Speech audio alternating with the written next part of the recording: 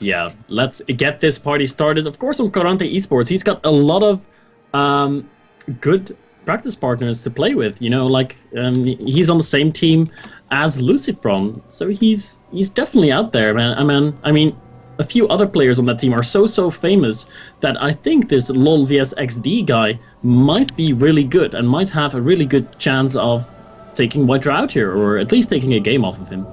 Yeah, well, WhiteRa, of course, he is a really good player. He's got his, of course, legendary special tactics, so hopefully we'll see some of them applied today. He's done relatively well through all the qualifiers, but LoLian, why don't you go ahead and introduce these two players? I would love to introduce those two players, Manos, thank you. I'm gonna be going with the player in the bottom left first. He is from Ukraine. He is known as Grandpa Toss. You will all have heard about this guy, and if not, you must be relatively new to Starcraft 2. In the bottom left, playing in red, playing as Protoss, it is WhiteRa. And in the top right, we've got his opponent playing in blue, playing as Zerg, and oh my god, what just happened to my camera? I don't know, but it looks really weird. It is LoLvsxD.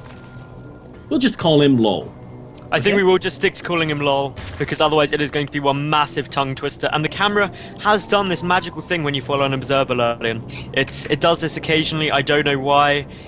You just have to turn your head slightly to make everything seem back to the right angle, but that is no worries because we're not on camera at the moment. So, in terms of strategy, Might have a bit of a sore neck.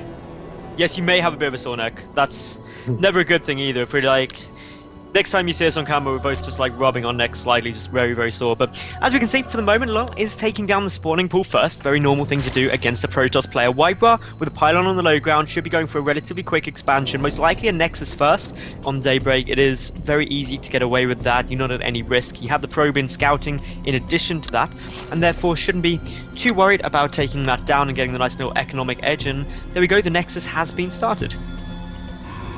Yeah, the Nexus is underway, and my camera is in the most awkward position ever.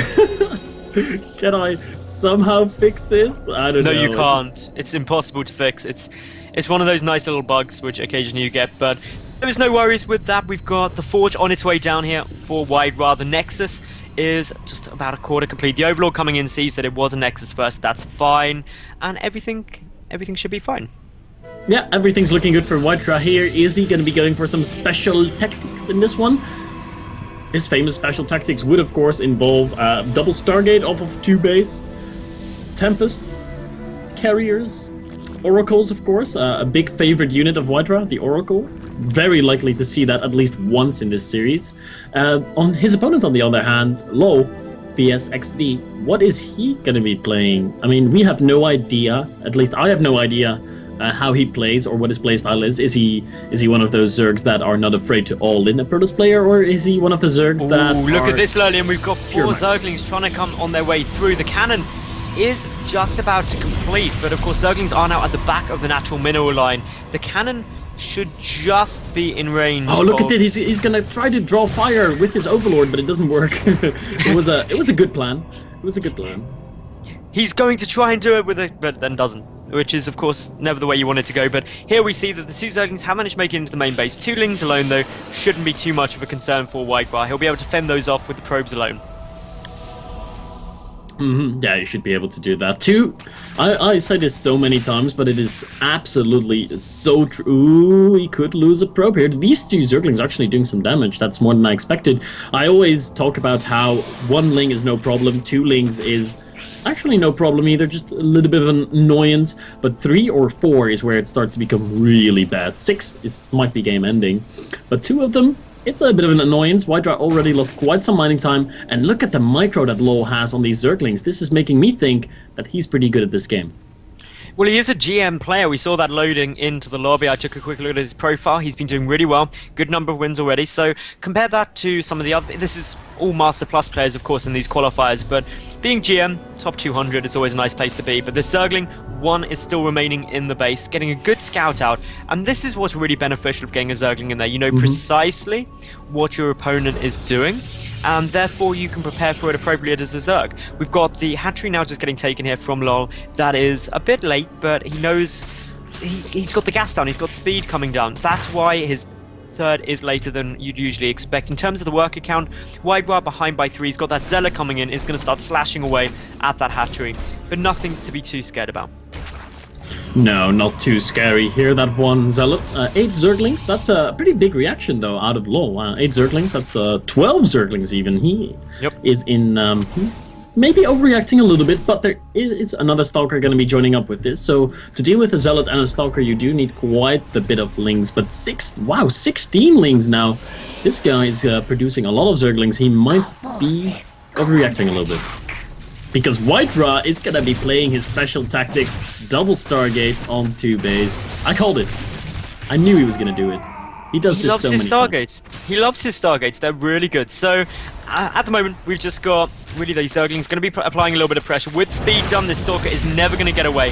A little bit of aggression has to come down at this point, because with so many Lings out on the field, I believe 20 were made in total, it just means that LoL will be behind in his drone count to where he'd ideally want to be. These 2 Stargates will take a time to start producing stuff, so the Zerglings do have a small window of opportunity. The cannon is in range of the wall, so therefore punching through that with a Zealot there would be very difficult, but there is no sentry for the force fields, which just makes things slightly better. But LoL droning up nicely behind this, getting the 1-1 upgrades, and there's a small gap! Oh no, this is a massive problem! And straight away the Zerglings come streaming straight up into the main base. There is nothing in here to defend. A lot of probes are going to be going down. There is a great number of Zerglings up in here. The Nexus getting focused for the time being. The Oracle coming back. 10 Zerglings made it into the main base. That is never what you want to happen as a Protoss player. Luckily, he had that Oracle to deal with those Lings. Otherwise, that might have been, like I said, game-ending if you have that many Lings run into your main base. But in the end, he hasn't really killed that many probes. 3 workers killed in total, but he's not done yet. He's sending out more Zerglings, and there's nothing in that gap. That probe is not going to be able to cover that. It's 2 blocks. Yeah, there he goes. Now he makes the wall secure, and the Zealot's going to be able to stand there and be all right. And these Lings are not going to do anything at all. Nope, they're desperately trying to make their way through, but just streaming them across. We do have the first 2 Oracles, the Oracle and Void Rays on their way over to the 3rd base of LoL. That's going to be a bit of a problem, but at the moment these Zealots are just desperately trying to hold off the Zerglings from getting in. There's a Stalker behind, the Oracle sitting there as part of the wall off in addition to that, but in come 2 Void Rays and a Mothership Core towards the 3rd. This could do a lot of damage. It could, and it will. Here they come. They're going to be killing off that Spore Crawler immediately. The Spore Crawler and the Queen are trying to focus down one of the Void Rays, and one of the Void Rays might die. No, he's not going to die, and that's way too much DPS, and this 3rd base is in a lot of trouble. What do we have coming up in terms of anti-air? A Queen is wiggling over there, but that Queen...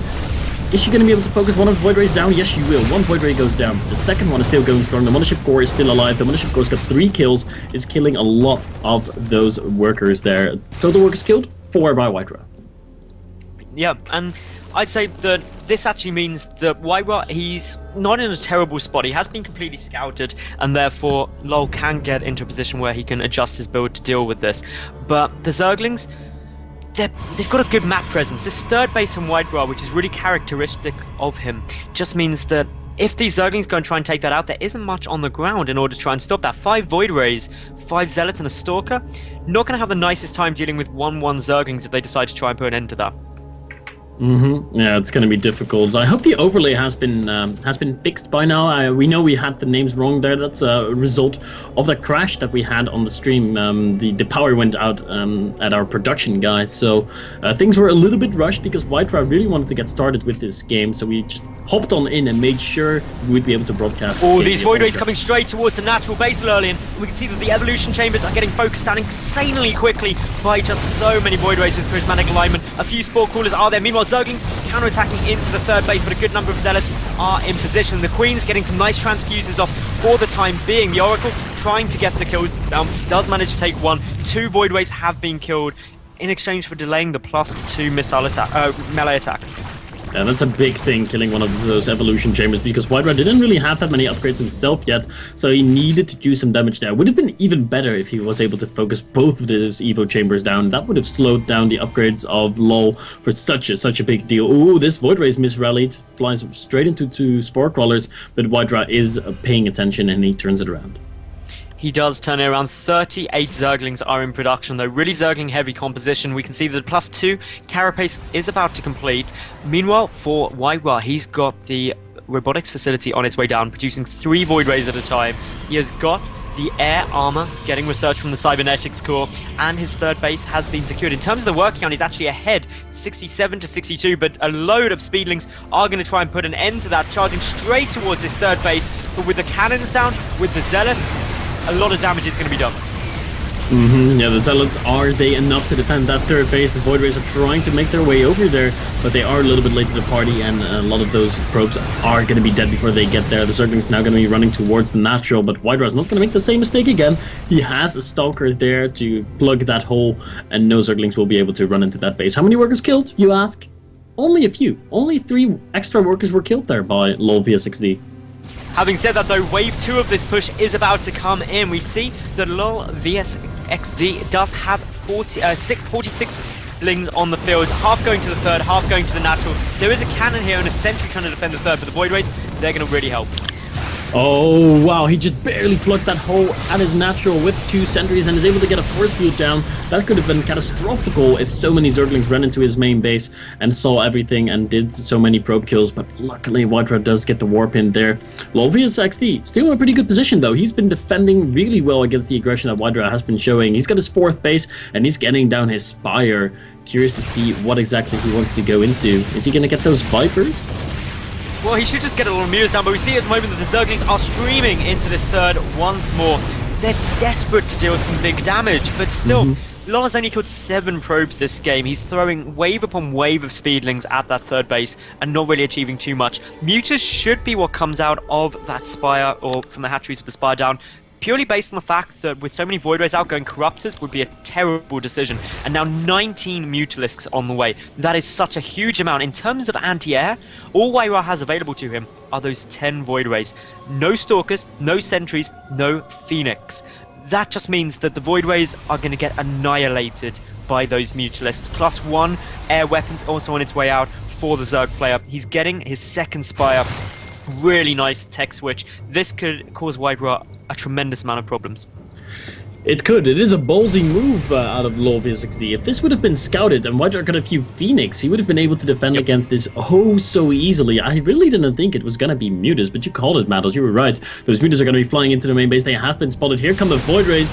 About 10 Void Rays versus 19 Mutas. Who's going to win? We might be finding out in a second. But I don't think he can engage against this many Void Rays just yet. If they activate Prismatic Alignment, they will probably have too much DPS. But at that third base... Well, no, they wouldn't, because Prismatic Alignment only does bonus damage to armored. Oh, those Zerglings at the third base doing some very heavy damage, or trying to do very heavy damage. They are finally getting some probe kills. Finally getting quite a lot of probe kills. Actually, 26 have been killed now by the Zerg player. Meanwhile, the Mutalisks are heading towards the natural base. The Void Rays desperately trying to keep up, but this third is getting decimated at the moment by so many. We do see now that the Phoenix production is really ramping up. The Fleet Beacon coming down. In addition to that, WhiteRa will probably get the Anion Pulse Crystals upgrade to make its micro against them easier. But WhiteRa losing that third. Wow. GG's out, and game 1 goes to LoLvsxD.